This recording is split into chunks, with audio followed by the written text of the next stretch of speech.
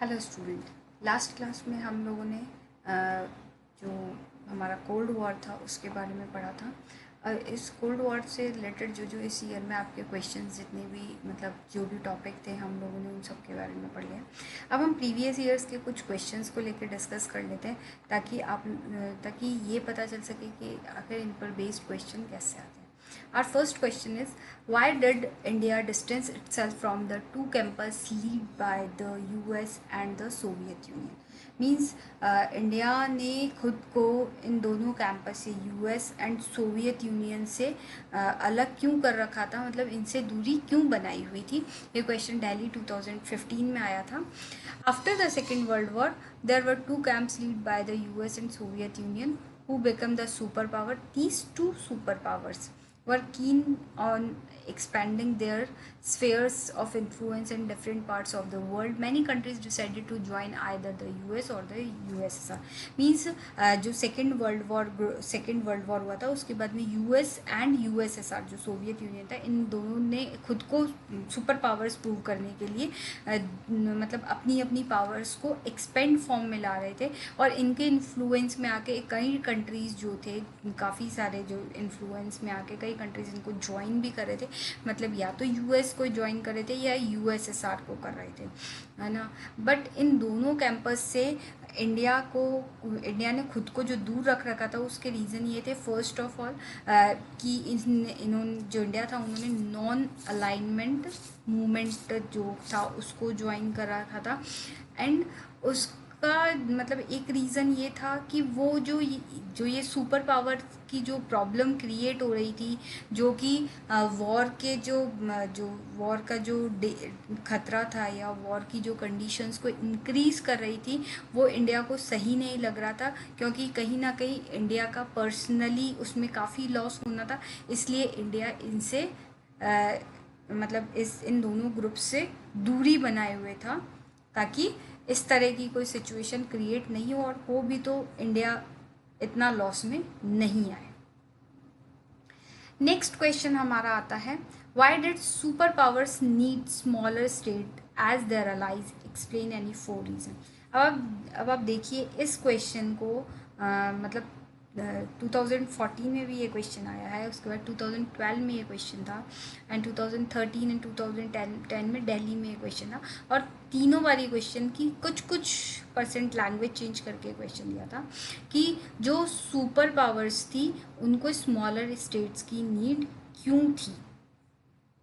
हमने पहले भी इस चीज़ को डिस्कस किया था कि जो सुपर पावर्स थी उनको मतलब जो स्मॉल कंट्रीज़ थे उनकी नीड थी, क्योंकि वहाँ पे एक तो उन्हें वाइटल रिसोर्सेज के लिए उनकी नीड हो रही थी। सेकंड, अपने वेपन्स को लॉन्च करने के लिए उन्हें एक प्रॉपर प्लेसेस चाहिए थे, जो उन्हें वो जो छोटे कंट्रीज़ थे वहाँ अवेलेबल हो रहे थे। थर्ड, जो स्पाई वर्क था, मतलब कि एक दूसरे कंट्री पर नज़र रखने का जो वर्क था, वो जो चीज़ हो रही थी वो किसके थ्रू हो रही थी, इन छोटे कंट्रीज़ को अपने ग्रुप में लेने की वजह से ये चीज़ें बहुत आसानी से हो रही थी। एंड मिलिट्री के लिए जो इकोनॉमिक सपोर्ट था वो कहीं ना कहीं इनको मिल रहा था, क्योंकि ये जो छोटे कंट्रीज़ थे इनकी मिलिट्री को ये लोग यूज़ कर सकते थे, और इनके जो मिलिट्री प्लान्स थे वो इजीली इनके साथ शेयर कर लेते थे। मतलब इस तरह की जितनी भी हेल्प थी, ये सारी हेल्प इन्हें किन से मिल रही थी, स्मॉल कंट्रीज से। इसलिए कहीं ना कहीं स्मॉल कंट्रीज इनके लिए काफ़ी बेनिफिशियल थी। ठीक है, इसमें हमने 2 क्वेश्चन देख लिए। फर्स्ट कि इंडिया ने यूएस एंड यूएसएसआर दोनों से खुद को इतना मतलब अलग क्यों कर रखा था। सेकंड क्वेश्चन इज कि 4 अलग अलग रीजंस दी बताइए जिनसे मतलब कि जो सुपर पावर्स हैं वो जो स्मॉल कंट्रीज हैं उनको अपने साथ में क्यों ऐड किए हुए थी इसका। नेक्स्ट हमारा क्वेश्चन आ जाता है कि why is the policy of non-alignment of India criticized? Explain any 2 reasons। मतलब जो नॉन अलाइनमेंट पॉलिसी जो इंडिया की थी वो उसको क्रिटिसाइज क्यों किया जा रहा था।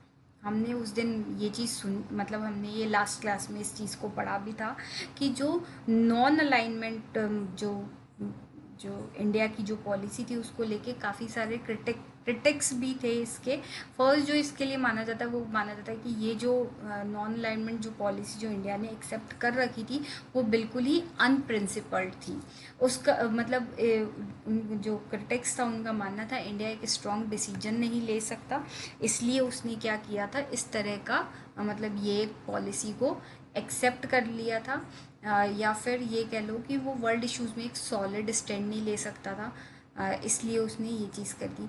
सेकंड मतलब सेकंड उनका एक क्रिटिक का मतलब कुछ क्रिटिक्स का ये भी रिव्यू था, मतलब ये भी ओपिनियन था कि इंडिया जो है वो कॉन्ट्राडिक्टरी है उसका पोस्चर इस पॉलिसी को लेके, अपनी फॉरेन पॉलिसी को लेके। क्योंकि फर्स्ट ऑफ ऑल तो इंडिया ने ये डिसाइड किया था कि ना तो वो यूएस ग्रुप में होगा ना ही वो यूएसएसआर ग्रुप में होगा, ठीक है। ये उसने डिसाइड किया था, जबकि इसके अंदर बताया गया है कि 1971 में यूएसएसआर के साथ में उसने 20 ईयर की फ्रेंडशिप ट्रीटी साइन करी थी। ओके, नेक्स्ट हमने इसमें पढ़ा था कि जो बांग्लादेश क्राइसिस था उसके मतलब उस टाइम पर इंडिया ने यूएस और अदर कंट्रीज़ के साथ में अपने जो रिलेशंस थे वो काफ़ी अच्छे किए थे। किस बैकग्राउंड के बेसिस पर, मिलिट्री बेसिस मतलब मिलिट्री हेल्प के हिसाब से उन्होंने ये चीज़ें मेंटेन कर दी। मतलब उसने यूएसएसआर को भी ज्वाइन किया और यूएस को भी ज्वाइन किया। ये क्रिटिक्स का वो था, ओपिनियन था कि इंडिया अपनी जो ये पॉलिसी है नॉन अलाइनमेंट पॉलिसी उस पर मतलब स्टिक नहीं है, वो बिल्कुल वो नहीं है कि वो उस चीज़ पर स्टिक होगी, हाँ ठीक है यही पॉलिसी उसे फॉलो करनी है, नहीं ऐसा कुछ नहीं था।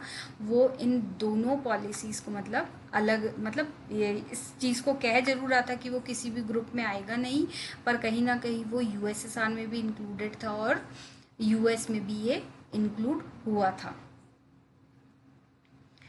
नेक्स्ट हमारा क्वेश्चन है name any two founders of NAM's, the first NAM's summit was the culmination of which three factors, ठीक है।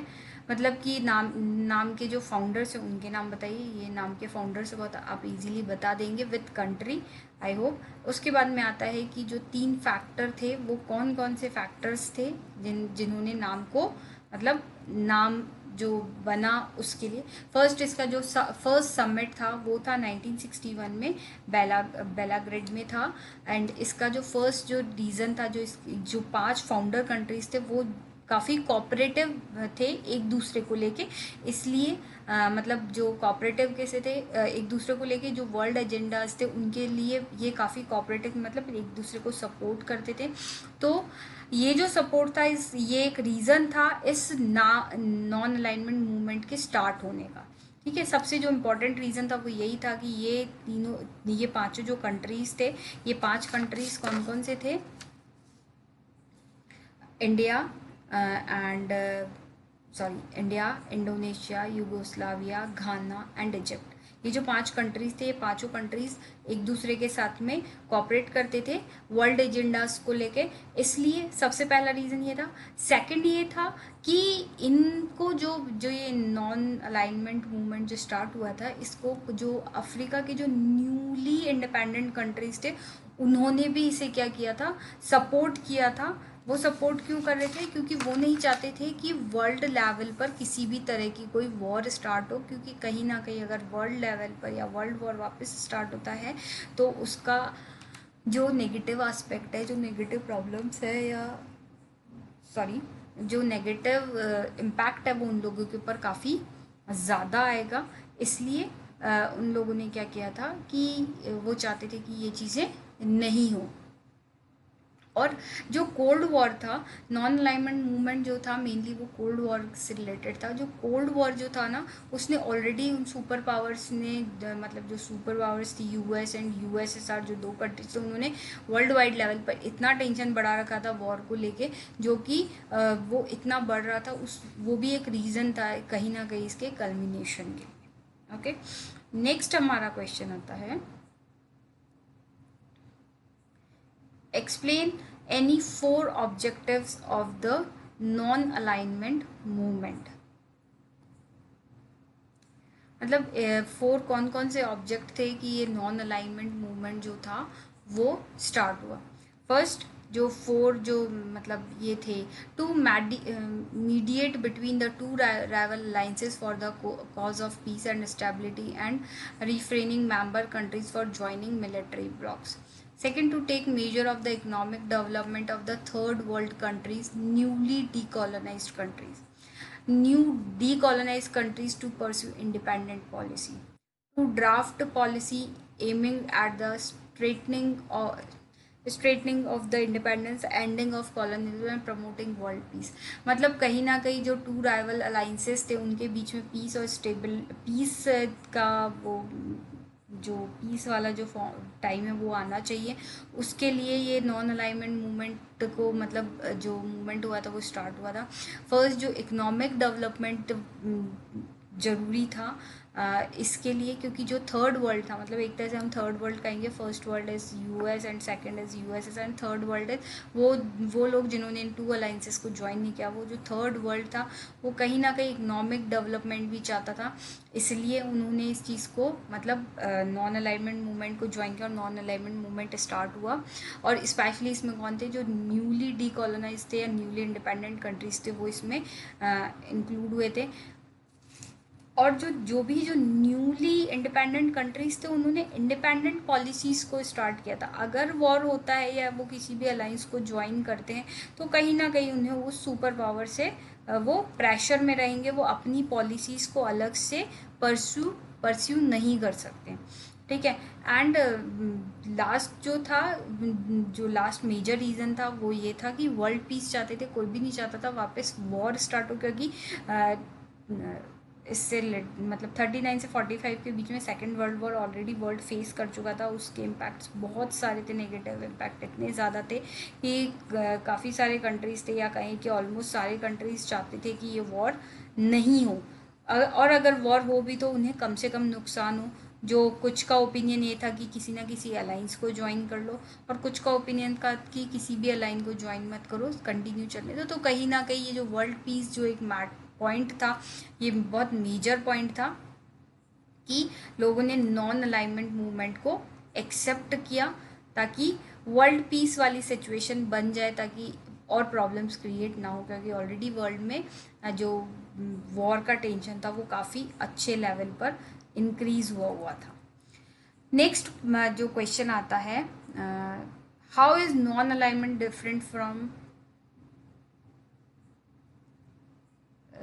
why are the most of non-allied countries categorized as LDCs LDCs like least developed countries? मतलब जितने भी countries थे वो least developed countries में include क्यों किए गए थे? क्योंकि जितने भी कंट्रीज़ थे वो न्यूली इंडिपेंडेंट कंट्रीज़ थे। उन लोगों के सामने ये टेंशन था कि मतलब वो लोग खुद को इकोनॉमिकली डेवलप करना चाहते थे, वो डेवलपिंग पोजीशन पर थे क्योंकि वो रिसेंटली इंडिपेंडेंट हुए थे। इसलिए ये जितने भी जो नॉन अलाइनमेंट के जो वो थे, ये कहेंगे हम नॉन अलाइनमेंट कंट्रीज़ थे, वो सब लीस्ट डेवलप्ड कंट्रीज़ में इंक्लूड किए गए। नेक्स्ट क्वेश्चन आता है, how is non alignment different from neutrality and equidistance? Means कि मतलब ये कहा जाएगा कि न्यूट्रल या फिर इक्विडिस्टेंस मतलब वो उससे अलग नहीं थे, अलग थलग नहीं थे। जो नॉन अलाइनमेंट पॉलिसी थी वो ऐसा नहीं था कि इन सबको बिल्कुल न्यूट्रल कर रही थी, इन्हें मतलब ही नहीं, मतलब जो ये थर्ड वर्ल्ड जो नॉन अलाइनमेंट मूवमेंट के जो मेंबर्स हैं ये न्यूट्रल नहीं थे कोल्ड वॉर को लेके, पर हाँ वो किसी ग्रुप को नहीं ज्वाइन करना चाहते थे। या ये कहेंगे, how was non alignment neither isolation non neutral towards international affairs? मतलब ना तो वो आइसोलेशन उस पर थे ना न्यूट्रल पर थे। ये कैसे प्रूव करेंगे? क्योंकि जो नाम था उन्होंने भले ही मतलब इन सब को ज्वाइन नहीं किया था, ना यूएस को ज्वाइन किया था ना यूएसएसआर को ज्वाइन किया था, पर जितने भी इंडिपेंडेंट्स कंट्रीज थे एशिया, अफ्रीका, लैटिन अमेरिका ने, उन लोगों ने उन जो छोटे छोटे कंट्रीज थे जो रिसेंटली मतलब वो थे रिसेंटली इंडिपेंडेंट हुए थे, उन लोगों के लिए एक प्लेटफॉर्म बनाया नॉन अलाइनमेंट मूवमेंट ने कि वो लोग अपनी वॉइस को रेस करें और अपनी जो डिमांड है या जो वो चाहते हैं या जो उनका थॉट है वो इस चीज़ को बता सके कि वो क्या चाहते हैं। इसके साथ में ये था कि कहीं ना कहीं ये लोग, इसके जो मेंबर्स थे वो कहीं ना कहीं इसमें पार्टिसिपेट कर रहे थे वर्ल्ड अफेयर्स को लेके। जैसे हमने पढ़ा था, इंडिया का एक एग्जाम्पल है कि उसने नॉर्थ कोरिया और साउथ कोरिया के बीच में जो मेजर क्राइसिस चल रहे थे उसको लेके भी काफ़ी ज़्यादा उन्होंने मतलब उसमें मीडिएटर का रोल प्ले किया था और इस क्राइसिस को रोकने के लिए कोशिश करी थी। तो ये नहीं कह सकते कि बिल्कुल न्यूट्रल थे, ऐसा नहीं कहा जा सकता है हमारे इस चीज़ के लिए कि जो नॉन अलाइनमेंट मूवमेंट के जो मेंबर्स थे वो जस्ट न्यूट्रल थे इन सब चीज़ों को लेके।